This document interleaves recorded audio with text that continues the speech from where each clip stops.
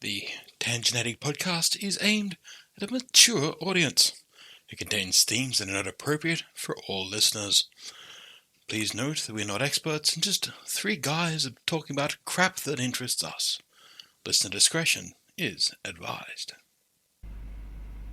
Welcome to the Tangenetic podcast. This week it is me and Swoosh, but of course, no longer Ben, because he's left us as of last episode, so we've had to rope in another one of our friends. Please welcome John Doe. G'day. How we going? Well, I'm not dead yet. Always a good thing for now. And nothing is on fire. Yeah. I count that as my benchmark. I'm still alive and the place isn't aflame. Well, I mean, with the amount of rain we've been having, how could you get a fire going? That just sounds like a challenge They now. say every day above ground's a good one. Yeah, sure. Yeah. Just lately we need to float above that ground a little higher. Except for the mole people. Yes, well, they're well under. Yeah. So, me and Swoosh have known John Doe for a good long time. We met in uni, so he's kind of a giant nerd like us too. Yes, very much so. So, why don't you give us a little bit about yourself? Play far too many video games and play as much D&D as I can get away with, and yeah, trying to decide if I want to get back into cardboard crack and working out what I'm doing next. Oh, Yeah, man, that magic monkey is that once that gets on your back, it doesn't like to let go. yeah, it sits there for a while. And the worst thing is they keep making previous editions like obsolete, so you can't even go back to it with your old supply.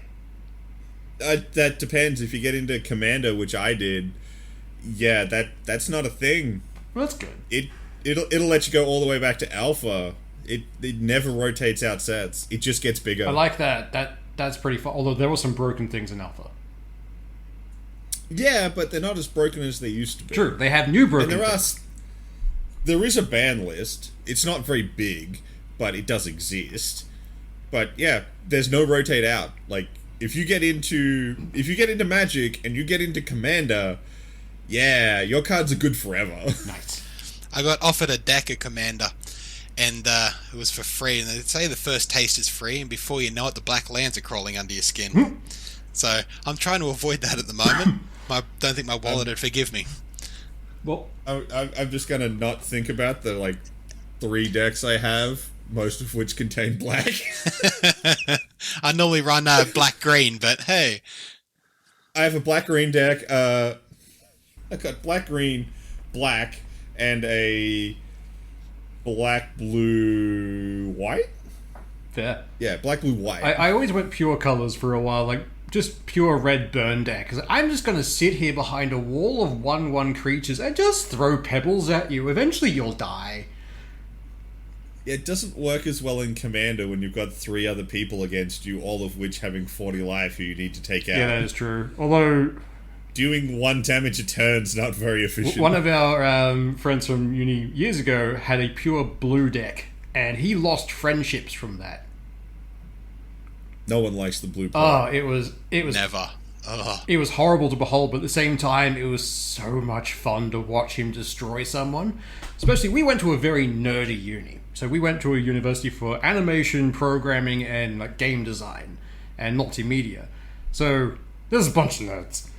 And most of them played Magic. And to watch the new kids come in all cocky and just sit down and just get destroyed by a pure blue deck. So I summon this. No, you don't. Okay, I play this card. No, you don't. Well, in that case, like, no, you don't. How? Why? So what you do when you sit down to a pure blue deck is you sit down, you draw your cards, then you scoop and walk away. Yeah, pretty much. Goddamn blue. That's table flipping. That's what happens there. Tables get flipped and then thrown. Tables get flipped and Yeah. thrown. Friendships are ended. People are buried. It's a friends don't let friends play blue. Yeah. Play any other color. Anyone. I mean, Golgari is a great set. Black-green is a really good color pie. All I can imagine is anyone who is uninitiated to Magic the Gathering listening to us right now going, why the fuck are they talking about colors? Look, I mean, we're a pack of nerds. I mean, that's just how you talk about Magic. That is true. Red's burn, black's fucking lifesteal, fucking white's terrible, and blue's everyone. I remember white being... That Green color is spectrum is generally used okay. in every RPG, though. Pretty much That is everything true. has the 5 color sets, which determine the type of damage you're going to do or what you can be immune to. So it's sort of relevant for other I mean, fields. most Pokemon players can at least get the gist of it. Well, we used to be able to. Now they've brought so many weird secondary types in, it's hard to tell. Yeah. It's like... So what land would you tap for a fairy type? That's just weird. Nightclub. I tap Glitter Bomb. Yes. And this is why we can't have nice things. Mostly because we so- spend a lot of money on cardboard crack, but still. I mean, if it's not cargo or crap, it's books of fucking role-playing games that I'm not running right now. Yeah. I have so many. Like, I've got loads of Pathfinder stuff still. I have that entire Rifts box set that... Oh, the secondary one I accidentally bought. Yeah, your accidentally second bought box of Rifts. I've got that. And I mean, like, I would like to run Rippers and Tour of Darkness again at some point, but, like, they're kind of shelved for now. We should definitely explain like- these systems, though, because it's a fun thing. Like, Oh, look, you're looking at, like, role-playing systems, like, there's so fucking many. And, like, I know me and Swoosh have played in a great many. I don't know how many John Doe's played in, though. Not enough. that is a Never good enough. answer. That is a perfect answer. Yes. I mean, I've got Yes. a bunch of ones that I want to play for, like, one-offs and stuff, because they're fan-made ones. So I have one which is the Sonic the Hedgehog role-playing game, and the way I need to run it is you search your name followed by the hedgehog with safe search on. Safe search off, and that's the character you have to play. Yeah, I Because don't want to. the Sonic fandom is it's a strange fandom. I don't know whether to laugh or cry at that, so that could be an interesting game. Oh, it'd be horrible. I guarantee it. Everybody's going to be super pregnant. Yes, within seconds. But there's also the fact that I've got the Team in T1, but there's a much better version of it, which is Savage Worlds plugin. And weirdly enough, a One Piece one that was made by fans and is one of the best put together role playing systems I have seen in a long time. I've seen that rulebook. It is dense. It is dense There is- and comprehensive, and I want to play it to see if it actually functions. But yeah, Problem is, you really need a whole bunch of One Piece fans to get the most out of that. I need like 3 One Piece not fans like- and one guy who knows absolutely nothing. Yes, you do. I was reading about one the other day that one of the original writers for TMNT, the Teenage Mutant Ninja Turtles, was going into a TTRPG. Pretty much a furry's wet dream. You play as any form of anthropomorphic critter to run through a campaign with creature-specific talents and skills. Do you know what system he was playing? Because I think I might know what it is. Same. There was a system they were creating from scratch off the top of my head. I'd need to find a link for okay. the article for it, but Because yeah. the like, okay, so just to explain, me and Swoosh, we use one called Savage Worlds. It's a really good, very modular system. It's been around for a long ass time. It very recently got its like 3rd major revision. Yeah. In a long time. They've done some minor ones, but I think it's the 3rd one is the new one. The Adventure Edition Either way, it is just the 3rd, I'm pretty sure. yeah, I think it's Adventures, isn't it? I have the book next to me, 2 seconds. Yeah, it's Adventures Edition. It's on my bookcase right next to me. I think that's the 3rd edition. Yeah. But the idea is that the core system is very modular. It's got a lot of basic ideas in it, and then people reskin it with whatever they fucking go back in my bookcase, you piece of shit. It's a really weird skin, They but it's pretty fun. They reskin it with whatever they want. So it's set up to run anything from a sword and sorcery fantasy game up to a modern, modern day thing up to future stuff. It's got a really basic template for that, and then people reskin it with whatever the fuck they want. Actually, speaking of those reskins, they recently did a Pathfinder reskin for it. They So teamed up good. with Pathfinder. Can we make like a version for Savage Worlds? Like, yes, please. So they kickstarted it, and we're getting like how many books for the Kickstarter? Like 16. It's like I said, I think it's about £20 worth of stuff. Yeah, it's a lot. Is coming in the mail for me. I'm so like, give it to me now. It's like the child Shipping waiting for will be a Christmas. bitch. Give me the things. But I mean, like that's a really good one. But like they have loads of other ones, like the TNT one. I can't remember what it's called. It's something in the Big Apple. It's what was it? Mutant Marsupials. They ripped on the name. It was pretty fun. I just can't remember what it was called. Yeah, I can't remember off the top of my head, but like it's literally just TMNT with all the numbers filed off. It's really good too. And I personally have run a lot of other modules for Savage Worlds. I personally own Rippers, which is an old timey English one where you hunt monsters, and then once you've killed them, you rip out its heart and grind it into powder, and then snort a rail, and then you get healing factors, and you can That is awesome. embed claws and extra limbs and all kinds of dumb shit. We got to play a few games of it for a while. It was really fun, but I was playing the guy who installs bits onto people. So you rip off a werewolf arm and just attach it to someone. So I was playing that kind of character to build towards. And then one of the guys got a crippled leg. I was like, well, we just need to go hunting for a new leg, don't we? But they never A wanted werewolf to. arm. Will that change back after the moon change, though? Yeah, basically only the arm is influenced by it. It's great. Yeah. It's That really, really sounds dumb. excellent. It is such a fun game. And I've also got one called Tour of Darkness, which is essentially Supernatural Vietnam. It's part of their Weird Wars set, because they have Weird Rome, which, fits the theme a lot better. There's a lot of, cool Greek mythical monsters. They have Weird World War One and Weird World War Two, which, again, it's just the World War setting, but hey, who wants to fight a vampire instead of just a normal Nazi? And then there's Weird Vietnam, which is Tour of Darkness. I've run a bunch of that. That was pretty fun to run. It's got a lot of interesting stuff for squads and things. And currently I'm running one called Nemesis, which is basically Cthulhu in space. And so far, I have not died. Nice. Yeah, Swish is... You come very close to dying a couple Oh, of yeah! times. No, the weird thing is, none of us have any charisma-based skills. We are just a bunch of jarheads who our default response is to kill things. And for some reason, I keep getting pushed to the front as a face. Like, please stop. I don't know what I'm doing. Just let me explode things. God, it's almost like the GM decided to set the players up to make a bunch of combat characters and then put them in non-combat environments. Who would do such a thing?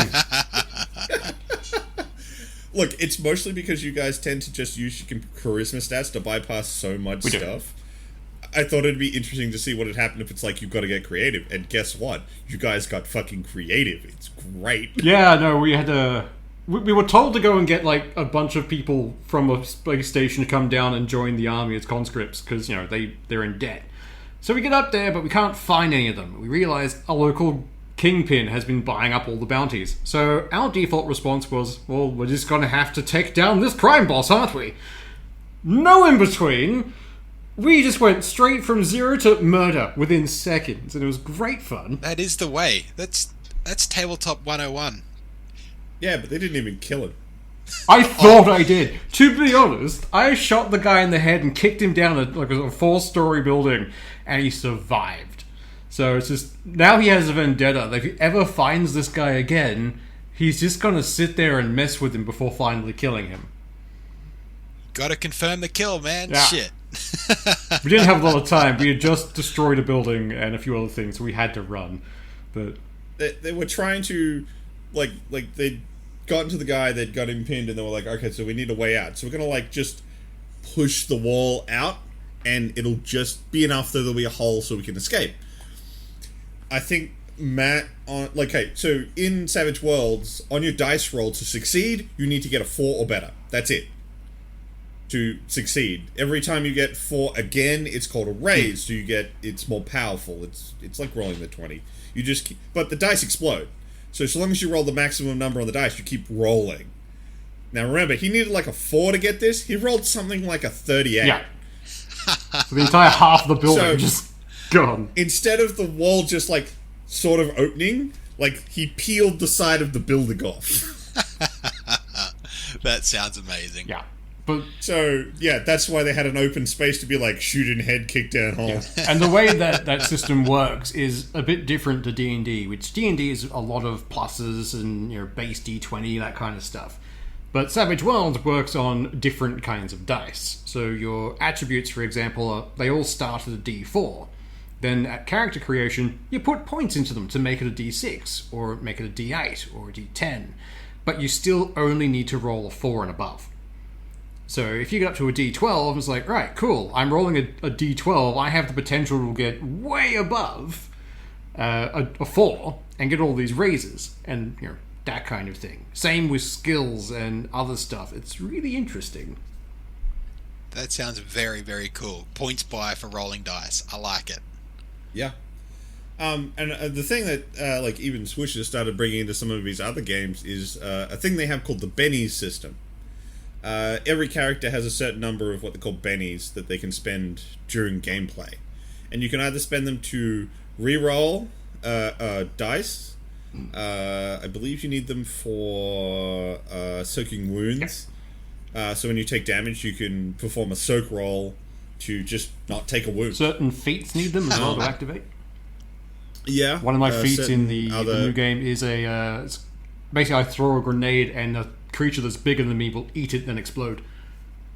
Yep. So you have to spend his pennies on that. Or you can use them to influence the game setting. So if you needed something to happen, but you're not sure about how to make it happen, you could spend a Benny and have the GM help you make it happen. That's awesome. In-game cheat codes. Pretty much. Yes. And, because you want, the GM kind of decides when they refresh, but you only get 3. But the GM could be like, you just did a really good play, I'm giving you an extra Benny for that. Also, if you make the DM That's laugh, cool. like Wheeze laugh, you get a Benny. That's just a thing. Yeah, I generally consider that a rule. If you make me, have to stop the game, Benny's. Yeah. Excellent. That's an awesome way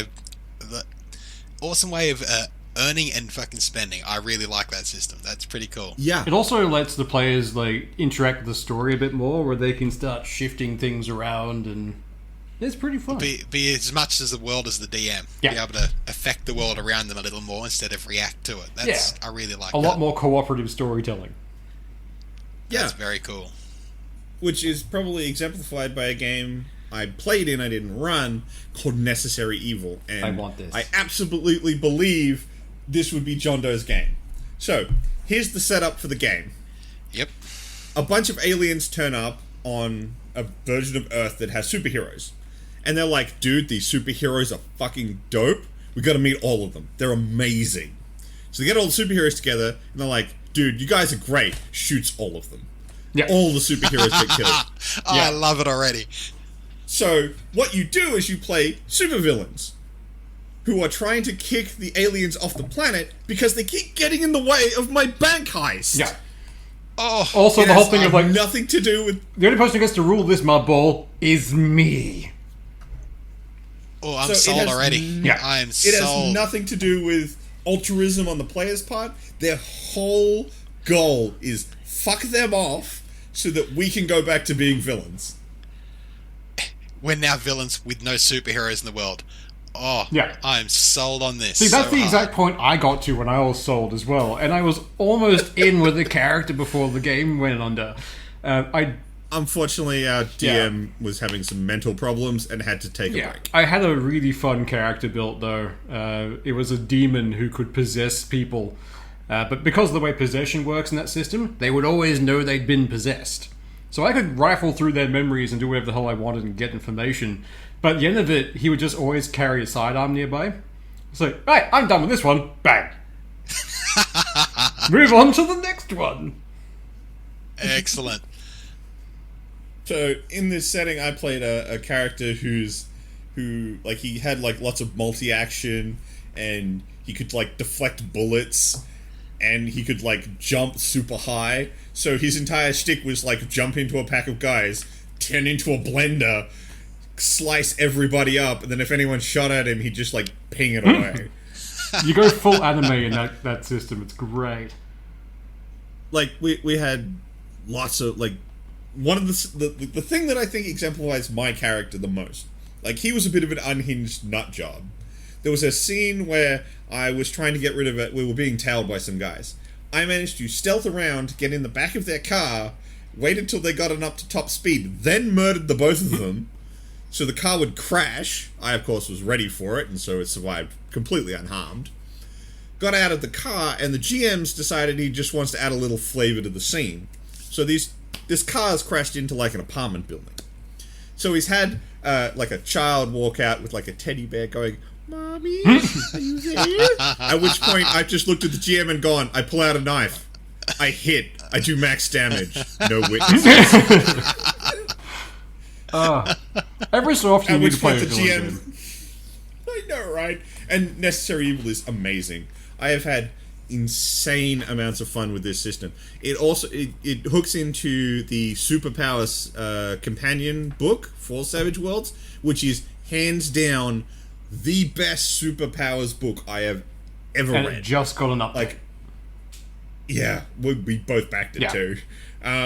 Like, I've played Mutants and Masterminds, and I've played a couple of other ones, but nothing has as low friction, get the superhero you wanted, than this game does. The thing that I think works the best is Savage Worlds really likes a thing they call trappings, where they'll have a generic ability or power, and then you decide how it functions. So, say you wanted to create a character that could shoot lightning. Well, that's the energy projectile power, and the trappings you put on it is it's lightning. Yeah. And you can do whatever the hell you want with it. So it's like, oh, I shoot tiny dragons from my hands in the shape of energy. And that's what you have then. It's just, as long as it's, that way you can just make an interesting looking character and base template in what the stuff you need. Yeah. You could have an energy blast that's just shooting mini Jondos. Tiny versions of yourself just running at them, biting them.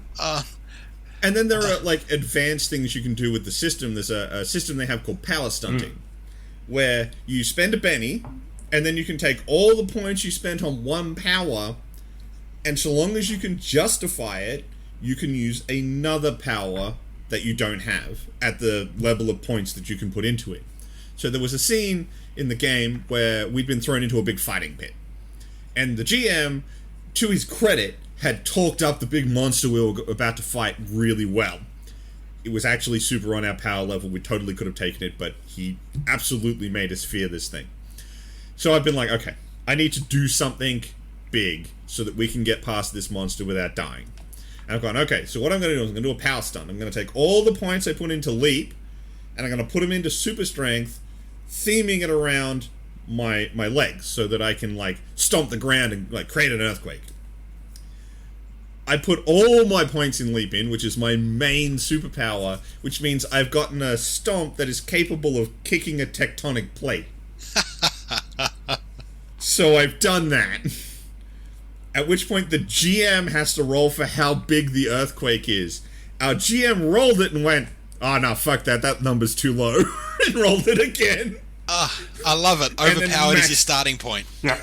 Yeah, it absolutely is. At which point, like, it was this insanely giant earthquake, and I think I dropped, like, half the continental shelf.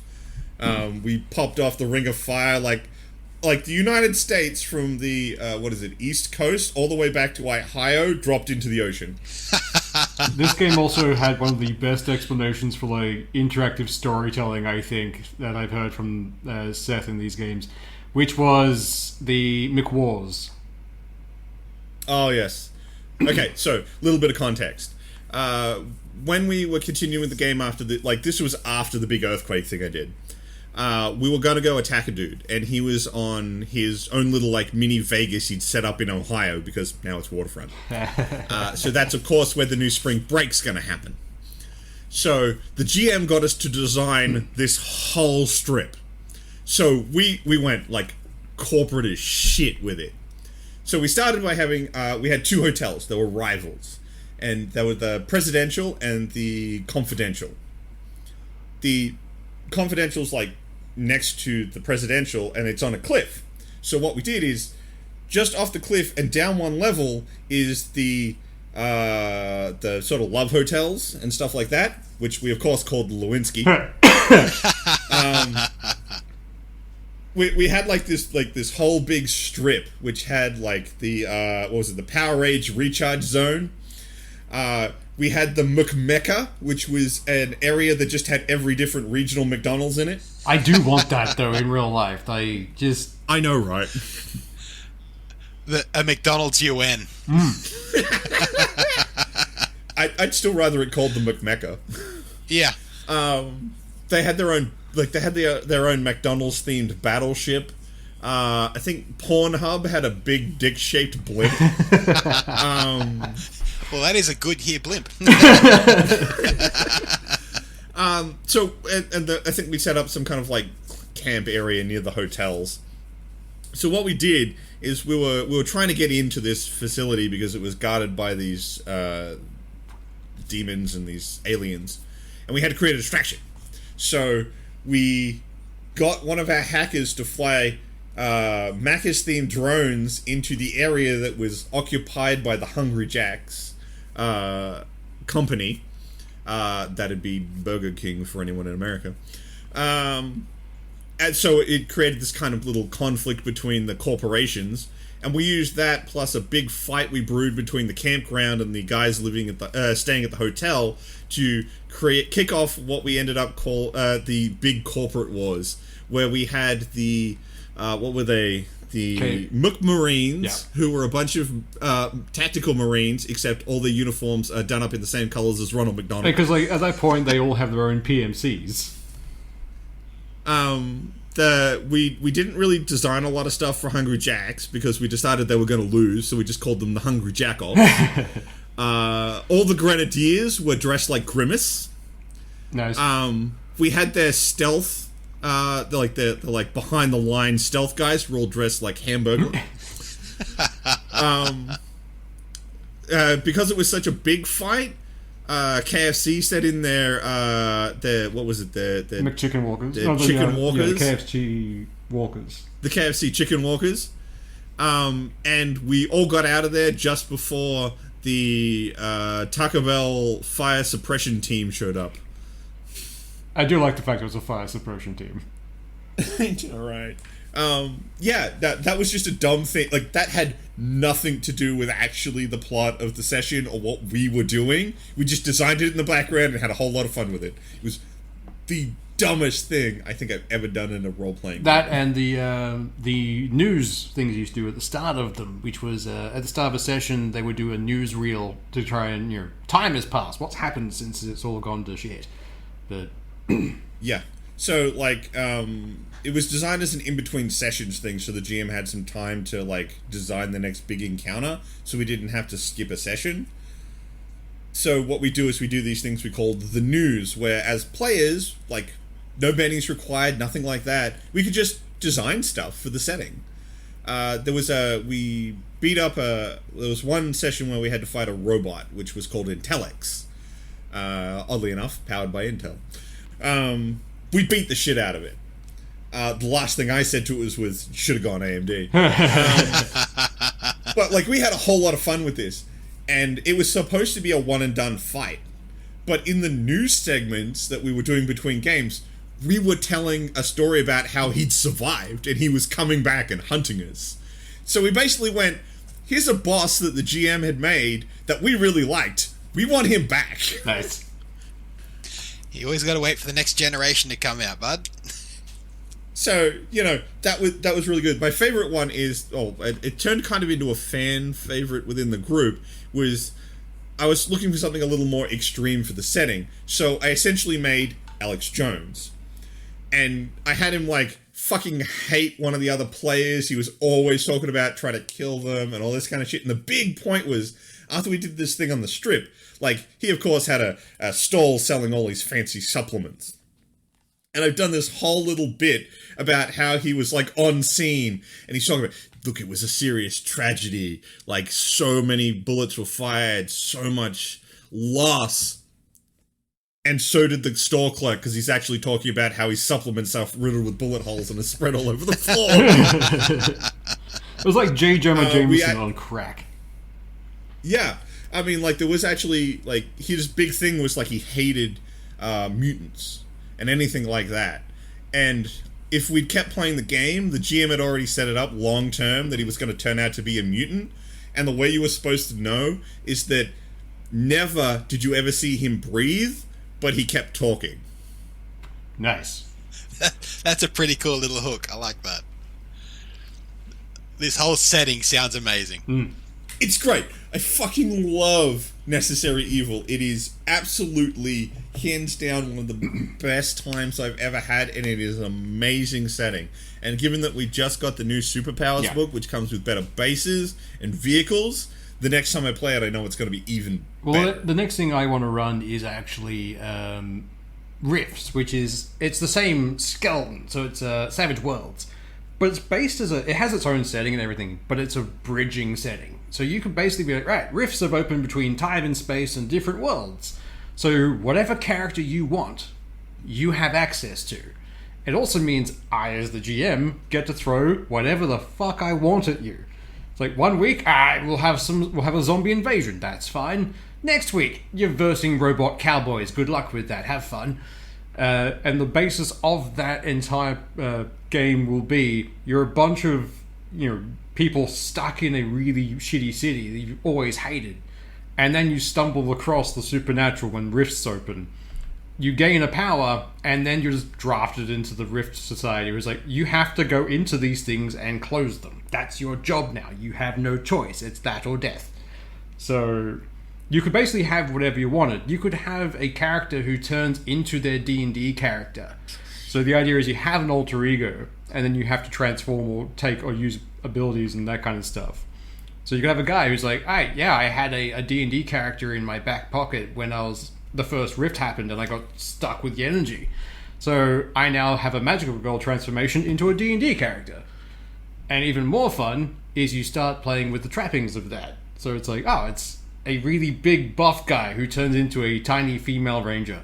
Like that kind of dumb stuff.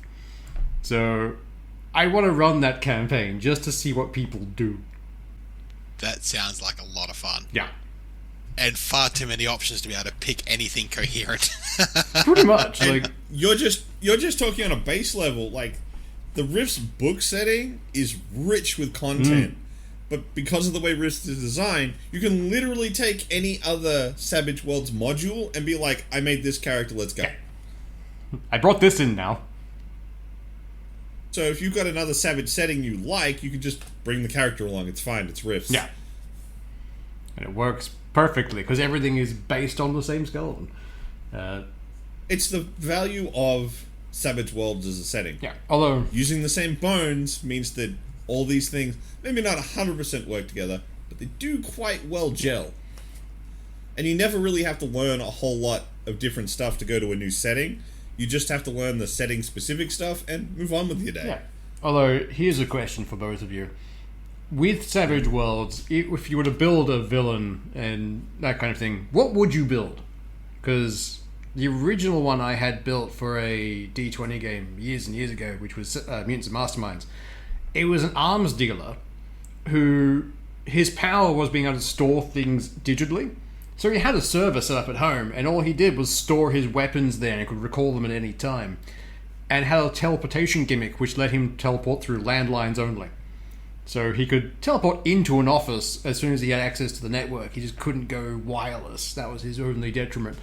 But he was fun. Just an instant black market. Like, he had the tiny stall. He had everything. He just stored it all digitally. He's like, hey, who wants weapons? Bam!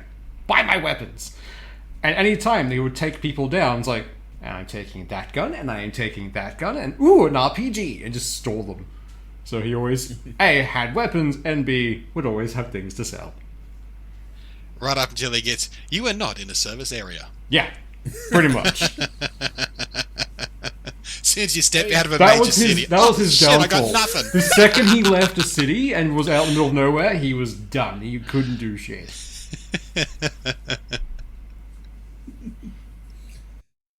I mean, as far as villains I'd make, I would have probably just made, I already did make my villain. I made Helzigan, the guy I played in Necessary Evil. He was super fun. Absolutely nutbar, but so fun. Dude was insane.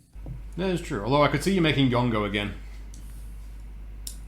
That was actually going to be my backup character if Zegan had ever died. I actually spec'd up how to do Yongo. The Death Goblin. Yeah, he was. I mean, I played a version of Yongo in fucking Shadowrun. That one was broken. That abused a lot of things that were really not fair. Because he was an adept and he couldn't take cyberware. So I took a debuff, which is cyberware is extra bad for you. I'm never going to use it, so this is really just giving me free points. I'd probably go for a character that looked and acted very much like everyone else in the world, but the ability to shape and mold the public opinion into my goals. Oh, but that hits a little too close to home. So I don't need to do anything. So you're playing a politician. That's just mean. Yeah, a politician with a little more pointed goals. I know where you've got that from. That just reminded me of Mistborn, the push and pull. A little, yeah. Yeah. The guys who can flare or like reduce emotion. They were a fun idea. Yeah, just society.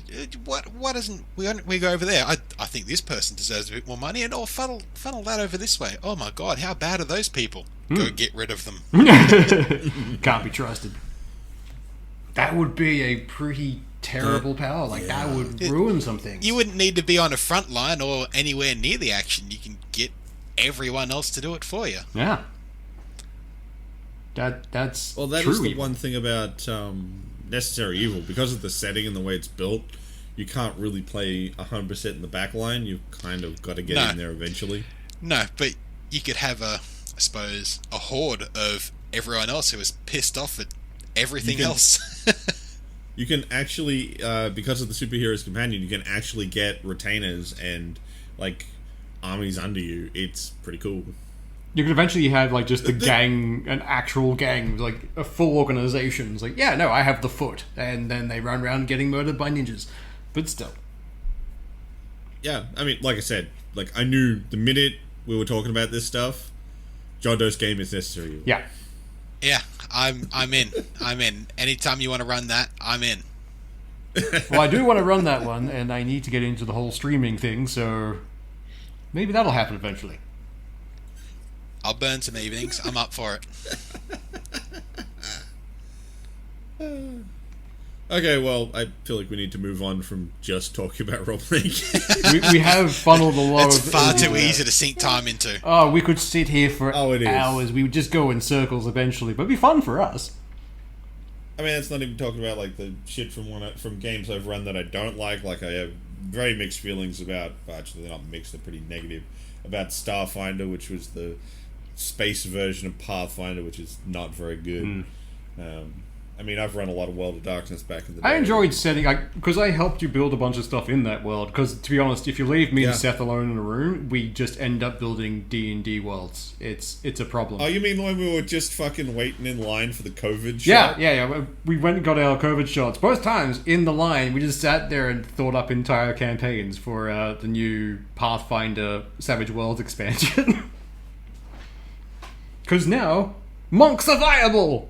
Yay! Oh, they absolutely are. Actually, I don't think there is a character class in that setting that isn't better in the Savage Worlds. Especially because of trappings. It's great, because now you can make a monk that does whatever you want. You can have Goku! It's a thing. Yeah. Yeah, I swear the guy who made spent Pathfinder 3 sessions going, Yes, no, you could have a detriment, a custom detriment, which is just, you had to do your power-ups, you have to sit there and scream. I'd let that roll as a major hindrance. Same. the entire party's moved on and you're still back in the 3 rooms going, we're over, right? Keep moving, alright? They got to pick you up and carry you to the next 3 rooms for the next boss. Yeah. Perfect. I love the idea of someone starts their charging sequence, then the barbarian like just walks up and just like carries him. Picks them up like a mannequin. They're frozen in pace. And, puts them down in the middle of the next room. What's that? My totem. He just screams a lot. Ignore him. It's not the screaming you've got to worry about. It's when he stops. It's a great distraction, though. It's like, we need a distraction while we go off and do things. Say no more. It's just... Yeah, halfway through a fight and suddenly the room goes quiet and shit. Oh, God knows. Hit the deck! It's the Simpsons thing. But Marge, the tiny guy, hasn't done anything yet.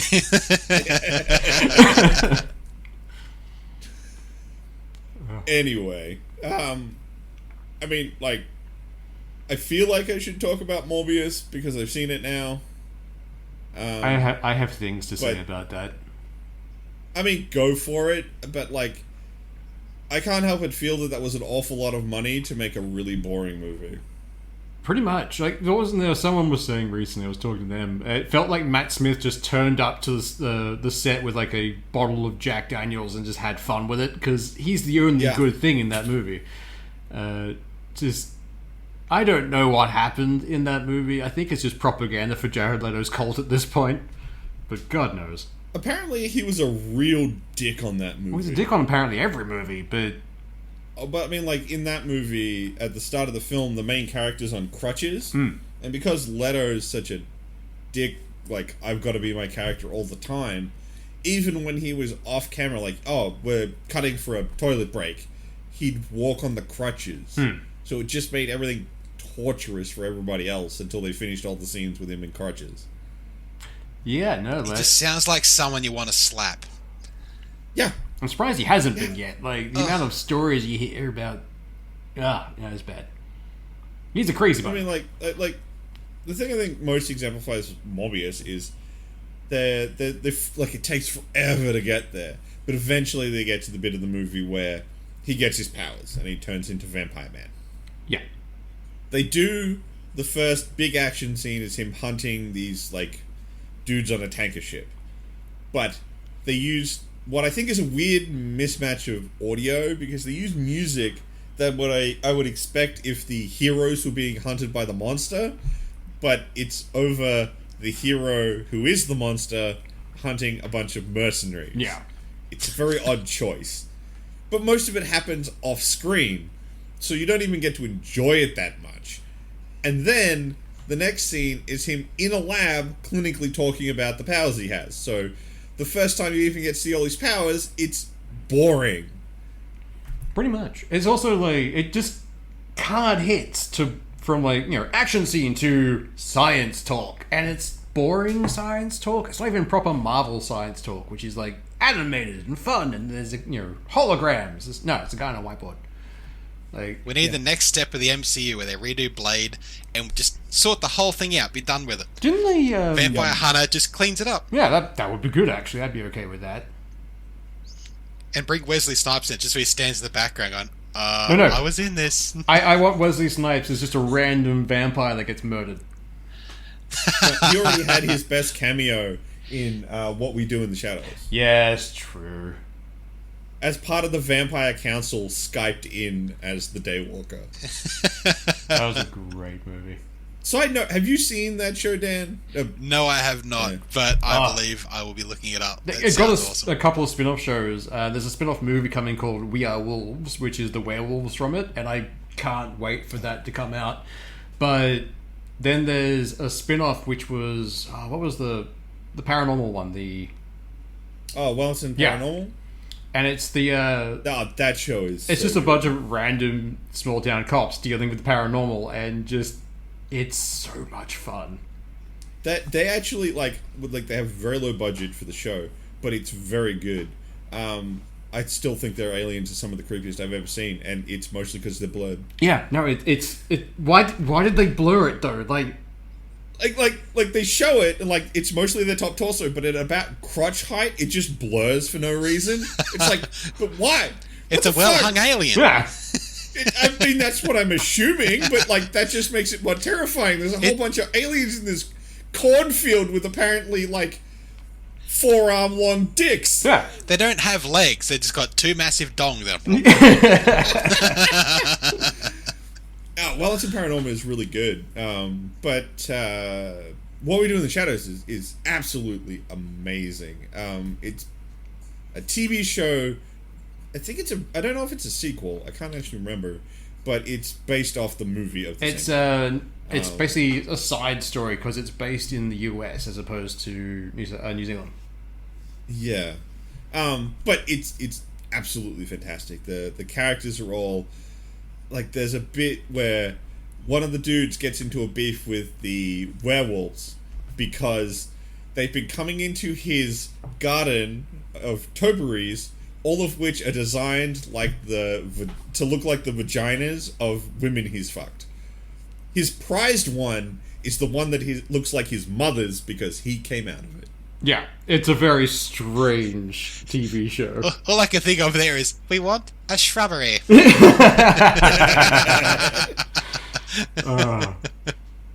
But honestly, like, if you can find a way to watch it, like, absolutely What We Do in the Shadows is freaking I will. amazing. I'll track it down one way or another. I mean, like I said, that, Wellington Paranormal, and if this werewolf one comes out, like, I will be watching the shit out of that. That's, like, their werewolves are great. When he gets into the beef with the werewolves, they end up on top of this building, and one of them, like, full-on wolfs out. He's, like, huge, and they're like, okay, I don't know what to do. So the dude grabs a squeaky toy, squeaks it, and throws it off the building, at which point the werewolf was like, yo! It just leaps off the building and fucks itself up. I love the stuff that pops up for it, because the original movie that came out, I can't remember the actor's name, but he's a comedy actor from New Zealand, and I swear to God, he looks like Hugh Jackman. But he was in, like, the most recently Jumanji and that kind of stuff as the guide.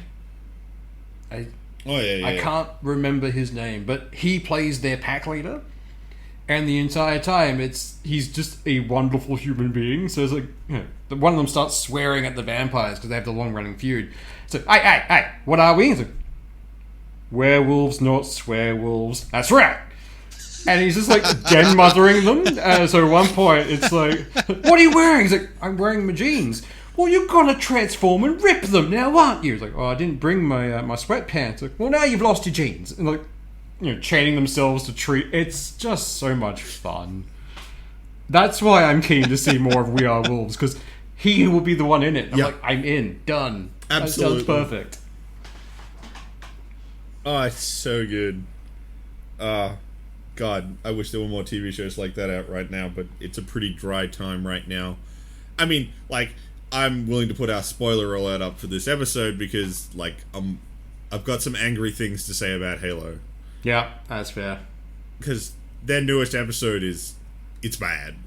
Like, I thought the previous episode where they blew it all on Insurgent chick finding herself was bad, and then it's like, oh wow, we can make it worse. We can do dumb shit. It went from Insurgent chick does drugs in the desert to Chief losing his V cut.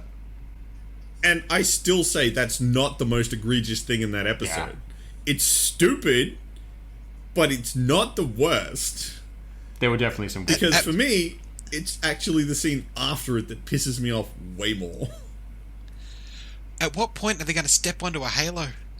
I am expecting the cuck on this one. They're not even going to step on the Halo. They'll be in orbit around the fucker, and that's where they'll end the series. See, I was really sure up until now that, like, they're gonna put boots on it before the end of the season. After watching that last episode, yeah, I'm with Swoosh. They're gonna cuck us. We're not gonna get Halo this season. I'm thinking at the end of it, there's not even going to be a Halo. Someone will come up and put a shiny crown on Chief's head, and that'll be his Halo. Yeah. That's Season 2. You're not even going to get a sniff of it. Because completely different direction, we have nothing to do with the games. So why would they go to any actual Halo? I mean, they keep warping to something in their mind between him and the spy girl that maybe there's something. I don't know. It's really dumb. It turns out the Halo is just the journey to get there. Halo is the friends we made along the way. But, okay, so, the thing that pissed me off, like like I said, everyone else is getting all bent out of shape over this sex scene. It's stupid. It doesn't belong. It's retarded. But it's absolutely the two follow-up scenes. One, where Halsey just calls the Spartans and goes, "Oh yeah, the entire military chain of command is fucked. Do you want to listen to me now?" And it somehow Why? works. Why the fuck is that even a thing? She straight out Order 66'd him. Yeah. Yeah. It's so dumb. But, like, at least Order 66, like, it felt like, I mean, the whole regiment had been designed by Palpatine to do it. This is just like, it's not like, oh, I'm going to execute, implanted memory mode Zeta. It's literally her telling them, yeah, the military's fucked. You shouldn't listen to them. Why? You're part of the chain of command in military. What the shit? Yeah. She's a civilian. It's Execute so Order dumb. Plot Point. Pretty much. So we got But this then plot hole. we What do we get do? into the- Throw something in. Fill it with bullshit. Oh, you want fucking plot hole? It's the following scene. So, in this episode, they've had one of the other Spartans without armor, not casually, but with effort, but able to reasonably easily lift an entire warthog with people in Yeah. it. That's been established as a feat a unarmored Spartan can do. The Mjolnir armor makes Spartans stronger. It is literally take all of your stats, add more numbers. Pretty much. There is no downside to wearing Mjolnir armor. Chief gets into a full-on fist fight with two Spartans in Mjolnir armor while he does not have armor on. In this fight, they show one of them punching through a concrete pillar. There is no reason Chief should tank even one hit. He tanks multiple. Yeah. It is a protracted fist fight. I remember they did have... Fucking stupid. They had bone It is augmentation. plot point armor. Yeah. They had bone augmentation as part of the Spartan surgery. At the same time, that still wouldn't save him. His chest should have been concave after that first hit. Yeah. It is not adamantium. Yeah. No. Although I do love It is- the Spartan that was doing the lifting of the warthog. she's I great. love her story more because Chief's like, ooh, I have to take my time and figure this life thing out, and she's just doing rails of life in the corner, like, fuck yeah, let's go lift a fucking tank, do it, ah! And off she goes. I'm like, why are we following you? You're more fun. It's really simple. She's more fun. Yeah, that's a good point. Wherever the most interesting bit of plot is, other fucking direction. More or less. I mean, I'm gonna watch the last episode just so I can be angry about it. Yeah, Like, I'm gonna hate watch it. pretty much. Just how I it's wants to surely evolve admit to that. now. Didn't they? They've already been approved for another season, haven't they? Yeah. Another 2. Ugh. Like, at best, we'll get a picture of maybe like an edge, a hazy picture of a Halo. Yeah. But In a post-credit. in a post-credit, yeah. Not anything in the episode, and they won't be headed there. That won't happen next season No. either. At least they showed the That's a glassing of a season 3 planet. final plot Like, line. I'm just... Yeah. At least they finally showed the glassing of a planet. To show what the Covenant's actually capable of. Did they? Yeah, they show it on a... It's annoying because they only show it very shortly on a newsreel. And then it cuts off to it. And they mention it being glassed. Because eventually we'll see that happen to Reach, I hope. Because, fuck Reach. Yeah. I mean, the fact that they called the fucking main city Reach. Guess what's being exploded? Like, that city has a name. Yeah. Oh, fuck, I can't even remember what it's called now. My brain is blanked. But it has a name! Like, you didn't have to make one up. The main city on Reach has a title! This is All you what had to do happens is when you fucking ignore look at the source game. material. Yeah, 100%. And they have openly admitted that they did. I hate that. If you're going to be writing for something, why would you just ignore source material? It doesn't make sense to me. Ignoring the source material, who is the show even for? Because Yeah. people who have no interest in Halo aren't gonna fucking watch it. The only people that are gonna watch it have an interest in Halo, and you've just cut them out by saying we have no interest in I what swear you're that actually happens interested to in with this. It happens to every adaptation of a movie or TV show or anything. So, oh, we have a dedicated fan base. Should we cater to them? Nah, fuck those people. We'll get new guys in. Like, no, you won't. Just cater to the audience that exists and wants the thing. You have guaranteed money. Don't chase friggin' fake dollars that don't exist. Yeah. Pretty much. If you play to the fan base, they will go rabid, and they will like it. Absolutely. I mean, like, I like the idea that they weren't gonna 100% follow the Halo plot. God damn, I am good at words.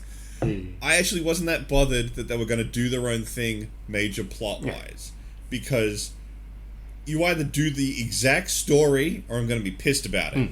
So you openly go, "We're not gonna follow the game." Okay, that still means you need to respect the source material. Yeah. If you're not Which going to you follow the don't. game, follow a completely separate Spartan. Yes, Don't follow 100%. Master Chief. Write your own Yes. freaking story. You mean 1337, the only acceptable other Spartan? Oh yeah, He is great.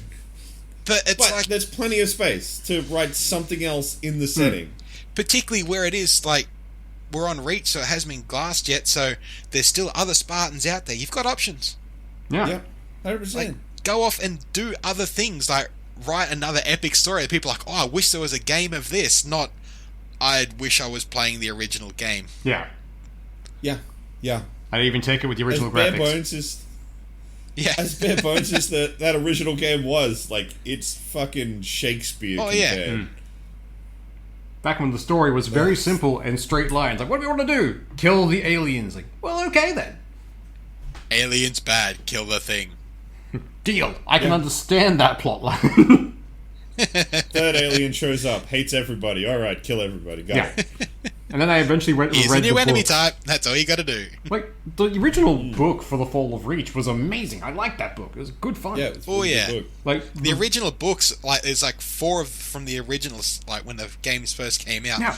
and they are amazing stories. They could have picked any one of those and turned that into a TV show, and fans would have been happy. I actually would have enjoyed the first season being the rise of the Spartans and the horrible shit they went through. Like, Yeah, they started off with like 80 kids or something, and they whittled them down to about 25 or something that survived the training. Like, it was bad. It was not good. they could have had the entire first season as like the first episode is them collecting the kids and like them going through the training, and then like end of the third season you're down to Chief, and it ends with a view of the fucking Halo. Yeah. Like Yeah. that would have been fucking great. You would have drawn people in, got new people, Or people even- playing the old games. Yeah, but- because... Best way you could have ended that would have actually been him just getting onto the Pillar of Autumn and getting Yeah. into the tomb. Yeah. yeah, Like, the weird thing is, like, the first interactions with the Covenant as well, I would love to have seen that. Because so far, there's like, we are at war with the Covenant. Like, explain how it happened, because in the books, it's bad. Like, a lot of people in the books, die. originally, the Covenant just turn up. There is no, Yeah. hi, we're here now, and give us all your stuff. It's just they turn up and fuck shit up. It started off That's being... it. There's no comms between them. Yeah, it started off just being like, we keep losing ships in this sector. Should we go and find out why? Yeah, okay. Oh, God, aliens. We've lost several planets, and the planets are now empty. What is happening? Yeah. And then they turn up. Pretty much. Yep. Oh, but And how much of the Covenant been in the show? Very little. very, yeah. Actually, on the same vein... A show based about killing the Covenant is they're not even here. The same vein of good source material turned into hacky movies or like TV shows. I'm trying to remember the actual name of it, but it's the story of a bunch of kids who are being trained to fight a hive alien, and they have to go on like the grand fight over in like the far distance. Ender's Game. Ender's Game, that's the one. The movie for that. I love that book so much. The book is amazing. I love that book. Oh, yeah. Oh yeah. The movie, it makes me sad because. They did what they did the Avatar. Yeah. Last Airbender. Oh, Yeah, the reveal in the book is so much better, and we're still in the spoiler it's alert, 'cause- so they were doing it the entire time. I mean, Anyone the listening, movie- highly recommend to read the book or listen to an audiobook. Just go the book. Avoid the actually, movie. the audiobook is very good. Oh, It is yeah. well done. Very, very much so. There are some really good readers for that. I think Stephen Fry did a version of that one. I can't imagine that. The weird thing is, I feel like that'd sound really weird. the weird thing is, I love the fact that he's just doing audiobooks now. He's like semi-retired. He's like, I'm just going to read books to people. Like, I appreciate this. I'm currently working Yeah. through his reading of the Harry Potters, and they're so good. Ooh, that's got to be a good listen. I'm gonna have to Stephen listen Fry to that. done all the Harry Potters, and well worth it. Have you I'm on, listened like, to the him fifth book read now? his own autobiography? No, I It's haven't. amazing. Okay. He has his autobiography on Audible, and it's him reading it. And at the start, he's like, you know what? I wrote this book, so I'm going to waffle. I'm like, I'm already in. And he's I was about to say, please say it's got lots of side It commentary does. from him. And my favorite thing is, like, he's had a interesting life. Like, he's been to prison, like, for, I think it was identity theft. And taught at a boys' school despite never actually studying to be a teacher. Like, I love this man. He's amazing. Need more of him. Okay, I think I know what I'm gonna get with my next Audible credit. Yeah, it's great. I mean, I do need a palate cleanser because I'm currently like into my third set of Black Ocean novels. They are so damn good. I have to compliment you on the recommendation of those. Oh my god, I love them so much. Black Ocean is awesome. Yeah. I think I have to start listening to those The- while I'm at work. I mean, given the fact that they're like, give me a minute, let me open my Audible and I'll tell you how fucking long they are, because they are long. If it's gonna tell me how long they are, I mean, like, what's that? 1, 2, 3, 4, 5, 6, 7, 8. That's 88 hours for the one I'm reading right now. Where's Astral I Prime? mean, years ago, I was listening to the Foundation. on Astral Audible. Prime, I've got it here, is 61 hours. Mercenary for Yeah, Hire is and- 92. Yeah, I'm listening to Mercenary for Hire right now, and Galactic Outlaws is something like 24 hours or some shit. Actually, John Doe, did you end up listening to or reading the Monster Hunter stuff? Oh, they're so good. I've played a couple of the games. That's about as far as I've gotten with Monster Hunter. Oh no, Monster Hunter International is, you know, like the old TV show Supernatural? Yes. It's that, but they take it seriously. So it's a Ooh. private military company whose entire thing is to hunt down and kill monsters for bounties. Because the government knows this shit exists. They have a bounty system so that they can reward people for getting it, or killing a thing. So the main character is introduced because he ends up killing a werewolf with his bare hands. And they just turn up at his hospital going, "Hi, welcome. You are joining us." No. They turn up to his hospital. It's the MCB, Yeah. and they're like, "Okay, so we're just here to tell you to one, shut the fuck up, don't tell The anyone government you're a branch. werewolf, and we're just gonna hang around. And if you start turning into a werewolf, I'm gonna cap you right now." Yeah. So the government turns up, like their version of the Men in Black, essentially. It's like, if you're a werewolf, we're gonna have to kill you, just outright. But then in walks the Monster Hunter International rep. It's when he goes home, and then Monster Hunter comes and finds him. Doesn't one of them turn up in A the modern day corporate Witcher. Yeah, pretty much. Yeah, that's actually a pretty good way to put it. Yeah, so it's the Monster Hunter International by Larry Carrera. They're absolutely That's amazing. great. I'm looking at it on Audible right now. I just added it to my list. Yeah, no, it's fun. There are some interesting things in that one. I really enjoy that series. Yeah, they're amazing. And if you like that one and you want something else to read, then you go look up Bubba. Yeah, that's on my list. It's a completely different author doing a very similar style story called Bubba the Monster Hunter, and it is absolutely the type of guy who has the name Bubba. It's like some 6-foot dude who's built like a brick shitter, lives out in the back country of buttfuck nowhere, and people are just like, "Oh yeah, let's go fight monsters." He's like, "Fuck yeah!" Grabs his shotgun. Or like, when you start listening to Monster Hunter International, when you get to the elves, we want your opinion on The them. fucking best. And then when you I'm not even gonna yeah, spoil it. then when you get to the second book with the gnomes, I want your opinion on them. No, The gnomes. the fucking gnomes. I tell you, I'll listen to them this week at work, and I'll get back to you by next week. Done. I'm keen to hear what you think of them because it's so much fun. Oh, the gnomes are the fucking best. Also, I mean, the Stephen elves are Fry, great, but the fucking... What was that? Stephen Fry did Hitchhiker's Guide to the Galaxy. Not Ender's Oh. Game, but his version of Hitchhikers is amazing. I'm going to have to listen to Also, that. he wrote 2 books. One's called Mythos and Heroes. They go through like Greek history and gods, and I have that them is on my shelf. worth Like I actually bought those oh my books. god, they are so good. He narrated them himself for Audible.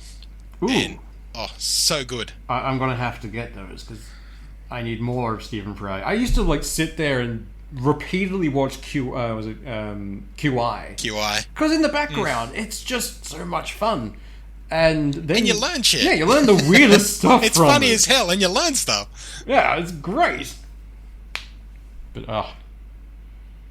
Oh, I am absolutely going to have to get some of these Stephen Fry read books. Go got such through it. great Pretty much voice. anything from his catalogue is well worth it, but Mythos and Heroes are really good. and recently And Patrick his Stewart reading has of been doing a lot. Hitchhikers is brilliant. Yes, he has. They are good as well. Yeah, They're soothing. They put me to sleep. oh, I I saw him listen pop to up them in at Doctor. work. I'm just like, I'm down. I've got to go for smoke out. Yeah, actually, have you watched the new Doctor Strange yet? Yes, I watched that on Thursday just gone. All right, so Yes. did you get hit the wave of nostalgia when like Professor X rolls out in the original chair to the original goddamn theme? Yes, very, very much so. But I also thought, how the fuck did he fight Thanos in that thing? My favorite thing is when they showed him on the battlefield, just sitting in the chair, and it's pristine. He rolls through rubble. Like, a small rock would hold him up. Yeah. The weird thing is, it's pristine still, so I'm assuming he's been holding out the back, watching it all go down. Just watching it through all of his friends' mind's eye while I do all this stuff. He said, "Yes, well done, good stuff. I'm out." I contributed. And I helped. Acting as the but- water boy, just rolling out a big jug of water. No, that's why the chair's You so look big, it's dehydrated. got a fridge in it. It's a kegerator. I sense you are thirsty. Oh, but Oh god, I just want that now. that fight was brutal, and I loved every second of it. Yes, it was. Absolutely. It was good. Ooh. Good times. It makes you wonder, like, why the fuck didn't she go ham like that? Like, Thanos' army's right there, and she's like, okay, I guess I'll hold back on this one. Yeah. One, she hadn't mastered her powers as much as, and two, she was under the effects of the Darkhold. The way I saw it was, I think they explained it in a different book series that was really well, the Dresden Files, which was Dresden had a lot of power, but he had no focus. Like, he couldn't point it in the right direction. The same kind of thing. She had all that power to throw in, like, just waves and waves of it, but then didn't know how runes work, so couldn't make complicated, powerful things. That's fair enough. Basically, like, light on its own is good, but then you put it through a bunch of lenses and you can start burning things. That is true. Well, we're north of an hour of recording now, so I Are think we? we're going to wrap things up That for went this quick. week. Yeah, Yeah, it does. we've done well. So, glad to have you on board, John Doe, for Cheers, however bud. many episodes of this you feel like doing. Well, if you'll have me back next week, I'll be here. Yeah, definitely. I I'll, think we will. I'll download that book and I'll give you my opinion on it next week. Very Excellent. keen. All right, later, guys. Have a good one. Cheers. See you, mate.